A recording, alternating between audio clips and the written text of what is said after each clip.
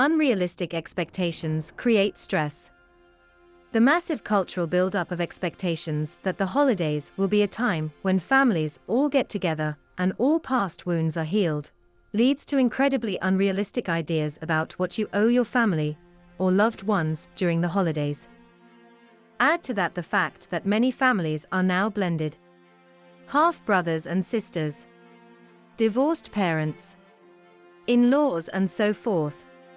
And you have a recipe for health-eroding guilt and obligation.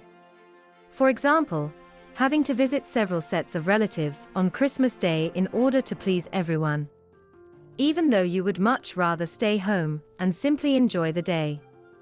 This creates tremendous stress.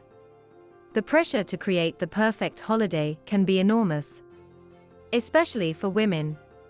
There is also the desire to make family members and guests feel welcomed and happy, often at great personal expense. Working over 40 hours a week and still being expected to create a storybook holiday is unrealistic. Trying to finish Christmas shopping leading up to the big day is stressful and chaotic. The holidays can remind us of childhood wounds. The reason that the holidays are so difficult for so many is because very few of us have escaped at least one of the major childhood wounds: betrayal, shame, and abandonment. Some have experienced all three. As Mario Martinez, PhD, founder of the Biocognitive Science Institute, explains, these wounds become entangled with love until it's hard to separate love from abuse. For example, if you were betrayed as a child by a relative who should have loved and protected you, then as an adult, you may have difficulty separating love from abuse. Dr. Martinez points out that the way to untangle childhood wounding is by practicing the behavior and emotions that are the antidotes to the wounding. For example, the antidote for shame is honor. Honoring yourself, or behaving honorably by standing up for others, is the opposite of feeling ashamed and not worthy of love and support. The key characteristic of shame-resilient people is that they believe they are worthy of love. So I encourage you to move past shame. Think of a time when you felt honored and respected, and bring this memory to mind each and every time you feel shame. Where does our guilt and obligation come from? Guilt comes from the belief that you're not doing enough. And the whole reason you think you're not doing enough is because you've been led to believe that your presence, your being, is not enough. When you feel unworthy of love and acceptance, then you can't buy enough or do enough for others to fill in the emptiness. Obligation also springs from the feeling of unworthiness. You may be feeling guilty for being a working mom. Sometimes we overcompensate by buying too much.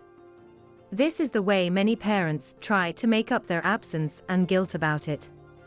If you are in a situation this holiday season in which you are being shamed, such as your mother criticizing your lifestyle, this may open up a wound in the small child you once were. The child who simply wanted her mother's unconditional love. It takes courage and compassion for yourself to untangle and disassociate from these harmful patterns. One thing that helps me be more compassionate is to remember that most parents and family members have simply passed their own unhealed wounds down to us. It doesn't mean they are right, and it doesn't give them permission to continue. But it may help you handle the situation with grace. Let go of mom guilt and create a holiday within your means.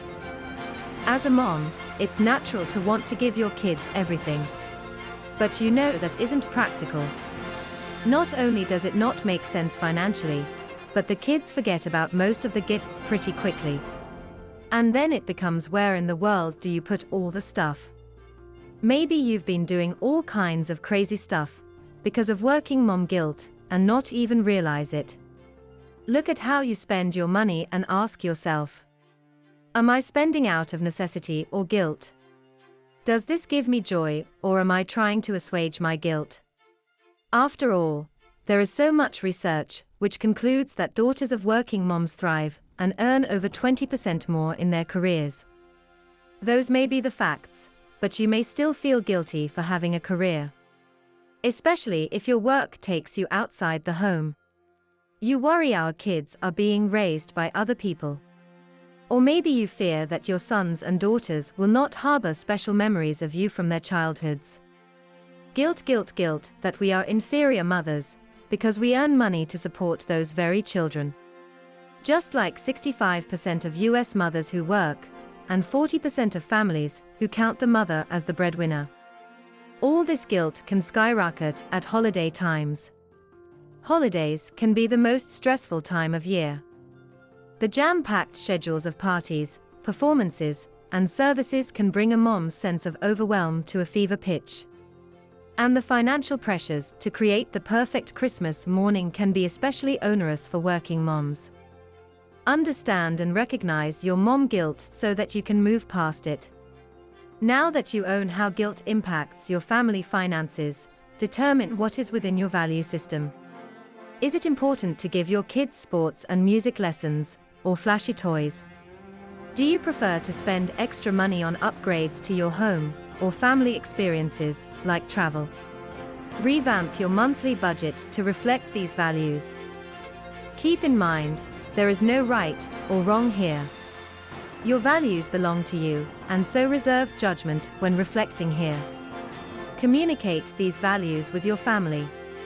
Whether you are a single or partnered mom, get everyone in your family on board with your plan and communicate clearly and continuously your values, and how that is reflected in your spending decisions.